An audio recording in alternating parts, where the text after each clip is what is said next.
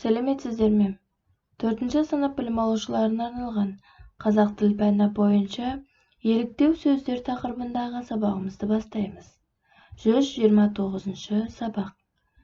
Бүгінгі оқу мақсатымыз мәтіннің тақырыбы мен мазмұнының өзара сәйкестігін анықтау және ондағы негізгі ойды тұжырымдау. Дескрипторы, еліктеуіш және бейнелеуіш сөздерді ажыратамыз.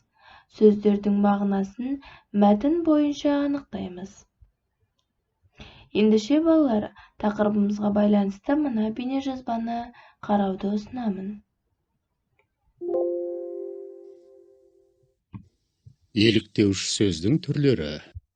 Еліктеуіш сөз әр түрлі дыбысқа, қолысқа еліктеуден және олардың бейнесін елестетуден туындаған сөз. Мына табиғатты тамашалау керемет. Асан, допты тарсылдатпашы. Келіңдер, доп ойнайық. Тылсым табиғатты ұйқысынан селк еткізіп оятайық. Доп ойнағанша анау сарылдап аққан тау өзенін тамашалайық. Тыныш. Табиғат бізге өз музыкасын сыйлап тұр. Тыңдаңдаршы. Рас айтасың.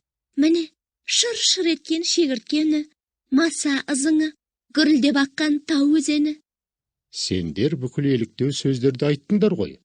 Олай болса, әне арттарыңда қорбаң етіп аю көздері жарқ-жұрқ етіп қасқыр келіп қалды.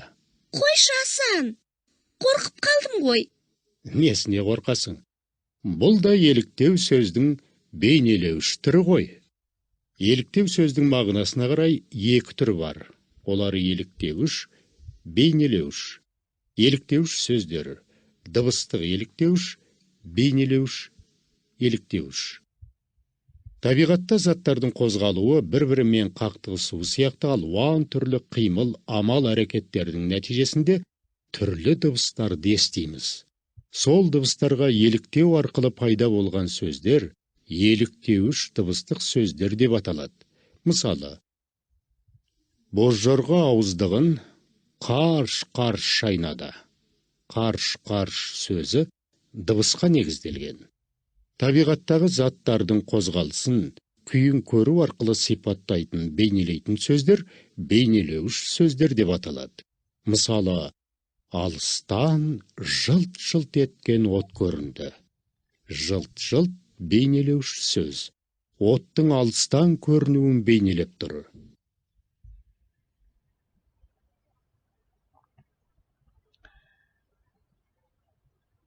Ендеше балалар, оқулығымыздың 124-ші бетіндегі 49-шы жаттығуға назар аударыңдар. Бейнероликтен тамашалағанымыз бойынша еліктеу сөздерді түрлеріне қарай сызбаға топтап жазыңдар. Еліктеу сөздердің түрлері: көру арқылы жасалған бейнелеуіш сөздер және есту арқылы жасалған еліктеуіш сөздер болып екіге бөлінеді екен.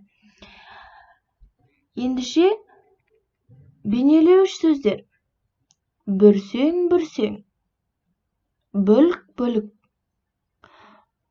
жыбыр-жыбыр, шорт, қалт-құлт, жалт-жұлт деген сөздер бейнелеуіш сөздер екен. Еліктеуіш сөздер: гүрс, қаңқ, шыр-шыр, шіңк,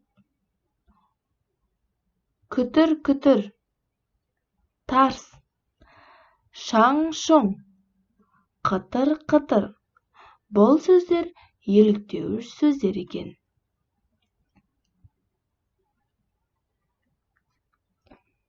Ендеше осы жаттығуды дәптерлерімізге жазып отырамыз. Ендеше түсінгеніміз бойынша үй тапсырмасы.